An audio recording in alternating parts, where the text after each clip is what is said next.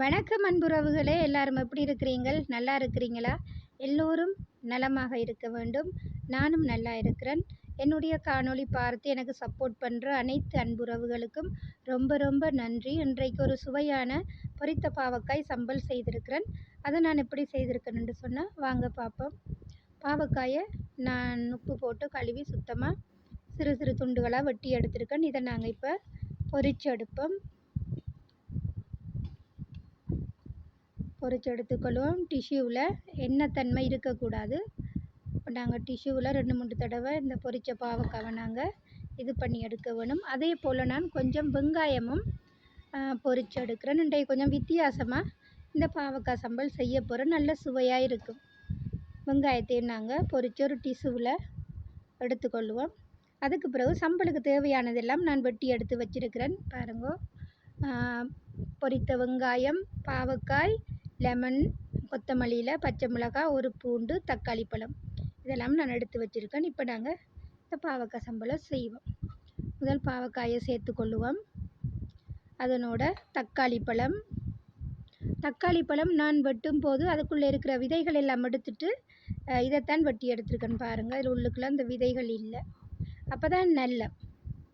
அதுக்கு பிறகு பொரித்த தக்காளி, இந்த வெங்காயம் லேசாக ப்ரௌனாக பொரித்து எடுத்துருக்கேன். நல்ல சுவையாக இருக்கும். இதனோட நாங்கள் மாசி சம்பல் இருக்குது தானே, அதையும் நாங்கள் கொஞ்சம் சேர்த்துக்கொள்ளுவோம். கொஞ்சம் நல்ல சுவையாக இருக்கும். அதோட கொத்தமல்லியில் ஒரு பூண்டு வெட்டி சேர்த்துருக்கிறேன், பச்சை மிளகாய், அதனோட காரத்துக்கு கொஞ்சம் கட்டைத்தூள் சேர்க்குறேன். அதோட உப்புத்தூள், கட்டைத்தூளுண்ட வெட்டுத்தூளுண்டு சொல்லுவோம். கொஞ்சம் காரத்துக்கு, ஏனண்டா பச்சை மிளகாயும் சேர்த்துருக்கு தானே, அதிகமாக காரம் இருந்தால் சாப்பிடவும் மேலாது. அதுக்கு பிறகு லெமன் ஜூஸையும் நாங்கள் புழிஞ்சு விடுவோம். புழிஞ்சிட்டு நல்லா அந்த சம்பல் கலவையை நல்லா நாங்கள் கொஞ்சம் கையால் பிசைஞ்சு விட வேணும். நாங்கள் கை க்ளவுஸ் யூஸ் பண்ணினா இந்த சம்பலை நாங்கள் நைட்டுக்கும் வச்சு சாப்பிடலாம். இல்லாட்டிக்கு லஞ்சுக்கு மட்டும்தான் நாங்கள் சாப்பிடலாம். ஏன்னு சொன்னால் கை போட்டு பிணையும் போது பழுதாயிரும். நாங்கள் க்ளவுஸ் போட்டு செய்யும் போது டக்குண்டு பழுதடையாது. இரவைக்கும் வச்சு சாப்பிடலாம். பாருங்கள், சம்பல் செய்து முடிஞ்சு சிம்பிளான ஒரு டக்குண்டு செய்து முடிக்கலாம். பாருங்கள் இப்படி இருக்குன்னு சொல்லி பார்க்கவும் நல்லா இருக்குது. பிடிச்சிருந்தா நீங்களும் ட்ரை பண்ணி பாருங்கள். நல்லா இறைச்சி கறி சோறு, மீன் கறி சோறுக்கு இந்த சம்பல் வச்சு சாப்பிட அந்த மாதிரி இருக்கும்.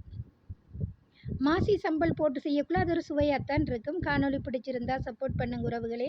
மீண்டும் இன்னொரு காணொளியோடு உங்கள் பானு. நன்றி உறவுகளே.